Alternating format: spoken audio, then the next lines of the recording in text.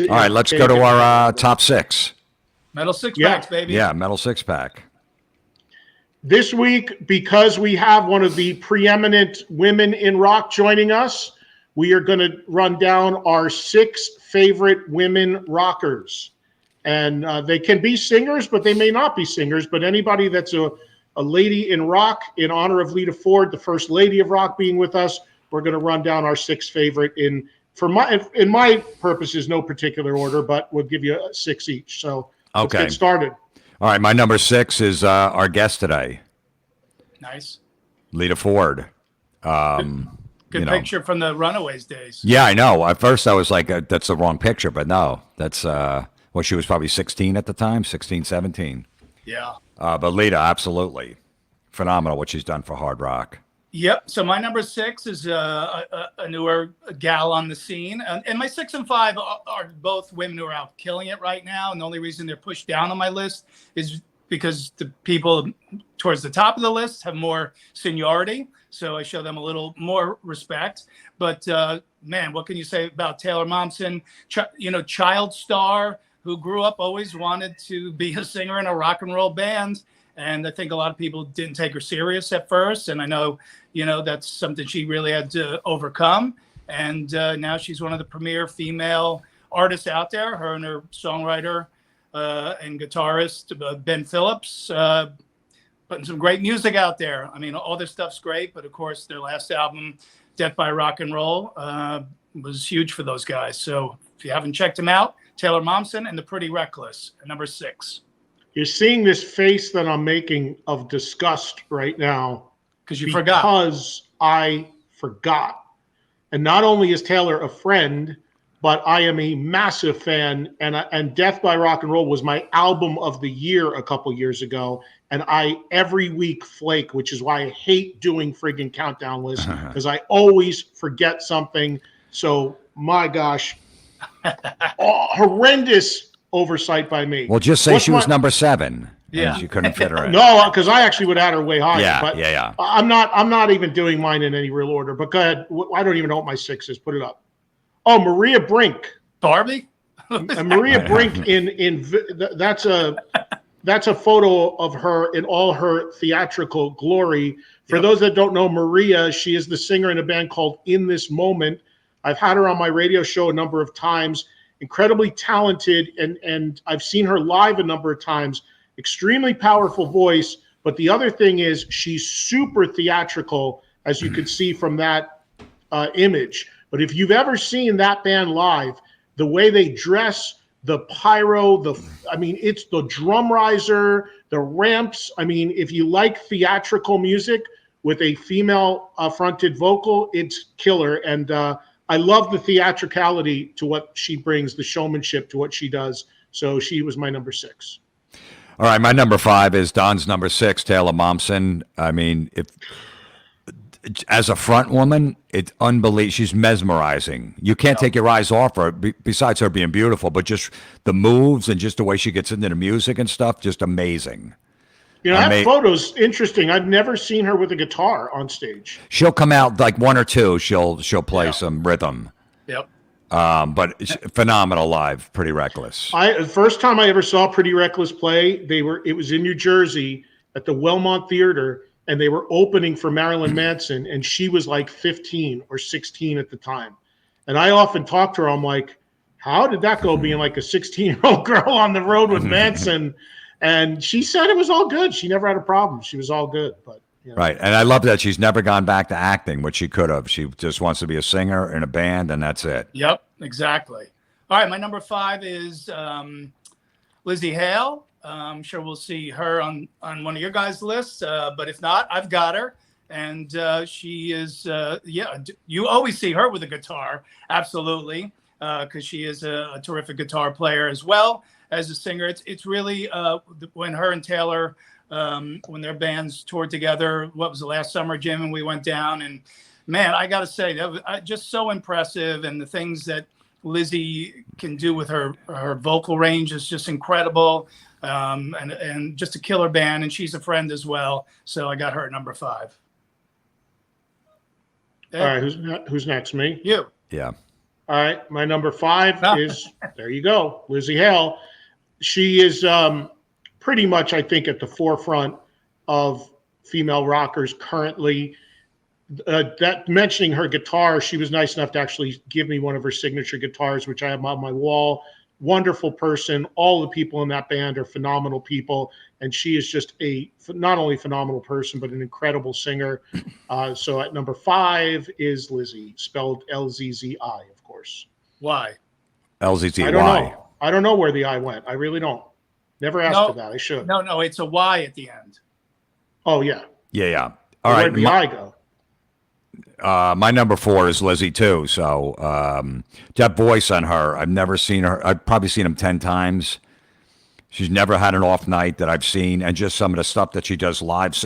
Talk about all real live vocals. Just phenomenal. I mean, proudly all real. She speaks out against the nonsense like I do. So yes, of course. Her voice can fill an arena. It's amazing. So Lizzie's at my number 4. And by the way, also a tie with Lizzie Hale to our guest today, Lita Ford, because Lita and Hailstorm went out together. And I thought that was really cool. Like, thing I've always loved about Hailstorm is they always give a nod to their roots and their influences. They cover, whether it's Pat Benatar or whoever, they've covered Skid Row songs. They always give a nod to the 80s artists that influenced them. Lizzie was taught by Tom Kiefer, loves Cinderella. So I always love that about them as well. They always are proud to show their influences. And Steve Whiteman gave her vocal lessons. Yeah, totally. Yes. Yep. Well, good. I'm glad she's a friend of yours, because Taylor Momsen's not going to speak to you anymore. My number 4 is the Runaways. I just listen. You got to get them all in there. The Runaways, obviously, huge impact on music. We know who the players are. Our guest is one of the Runaways. The original lineup: Joan Jett, et cetera, Cherie Currie. You know who they all are. Very influential. Why they're not in the Rock and Roll Hall of Fame, I have no idea. But collectively, as a whole, number 4, the Runaways. Smart move going with a whole band like that. I never even thought of that as an option because I was thinking individuals. Unconventional move, but that's a smart consolidation move right there. That's strong. All right. You're number 4, Eddie. So I started breaking the Runaways out. And at number 4, our guest today, of course, Lita. She also should be in the Rock and Roll Hall of Fame. She really should be. Just such an influence on so many. It's such the norm now to have women in rock bands. Lita was a trailblazer. She still looks great. She still plays great. She's got a great attitude. She's been through a lot, but she's come out the other side just amazingly. So Lita at 4. My number 3 is Pat Benatar. As a metalhead in the 80s, you still respected Pat Benatar. You still like those songs because it's just heavy enough. And her voice is amazing.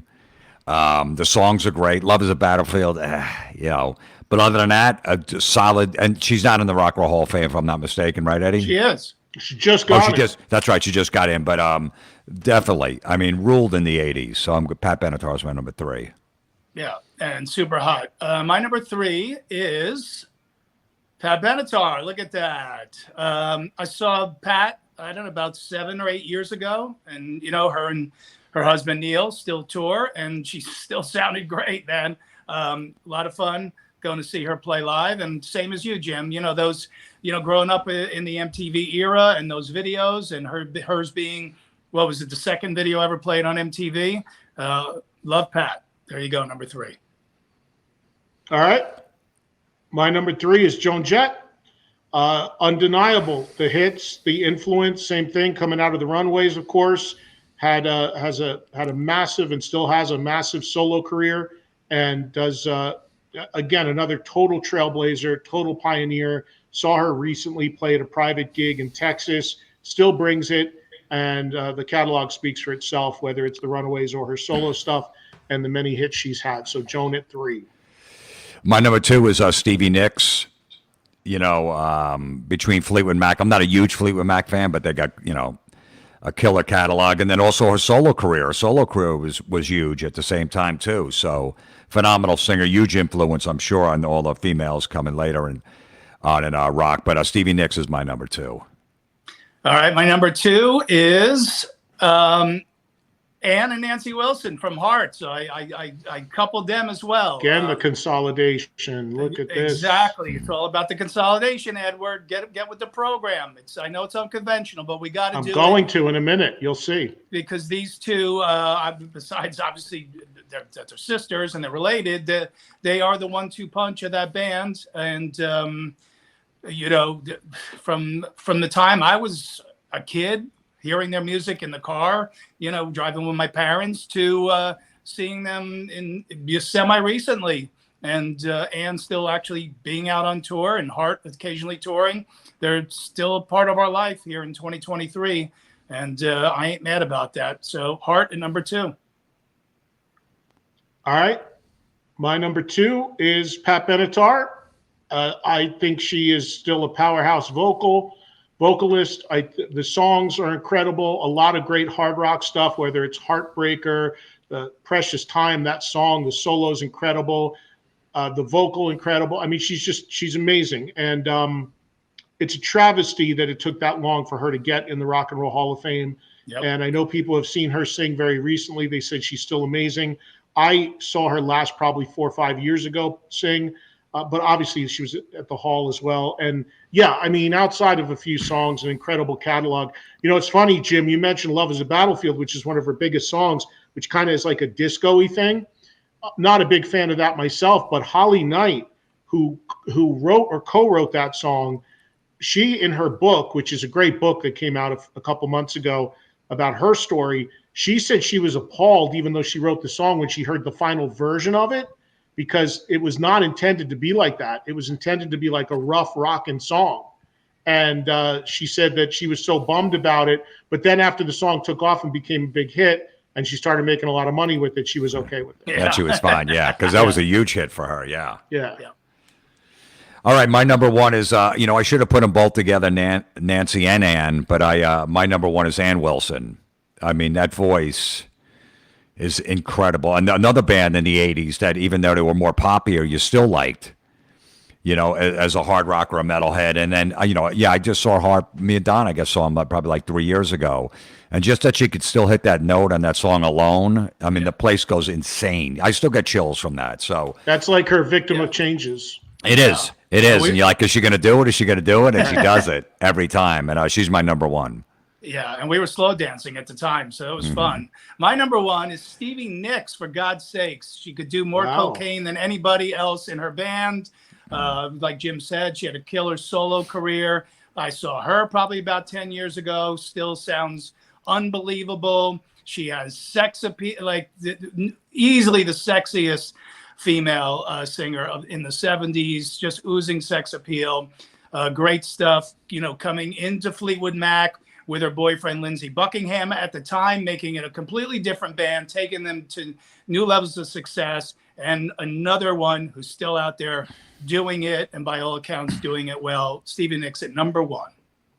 Yeah, I couldn't put Stevie Nicks on my list because it was just never rocking enough for me. You know, I like harder rock. It was way too light for me. I mean, believe me, I wanted Wendy L. Williams on my list. Why not? Jim. Why not? I know I should have, because she was. I mean, but yeah. Anyway, and somebody should have had Doro too, because Doro is another one that's been doing it 40 years and is great. Yeah, but anyway, my number 1, because I think it's my turn. There's my consolidation, Don. I got 1 consolidated. Ann and Nancy, put them equally. I love Nancy's voice just as much. I mean, obviously Ann is the powerhouse singer, but I love Nancy when she sings as well. And obviously that duo for the ages. There's been a lot of division between that camp lately, and they're in separate worlds, and there's a well-documented fight between the two of them. I hope that they can pull it together and fire up Heart at least one more time. But still both phenomenal singers, and they are, to me, my number 1. They blazed trails for so many starting in the mid-'70s as well. Hey, thanks for watching that clip. If you liked it, here are a few more you might like. And if you want to support the show, consider hitting the join button and becoming a channel member to unlock exclusive bonus content.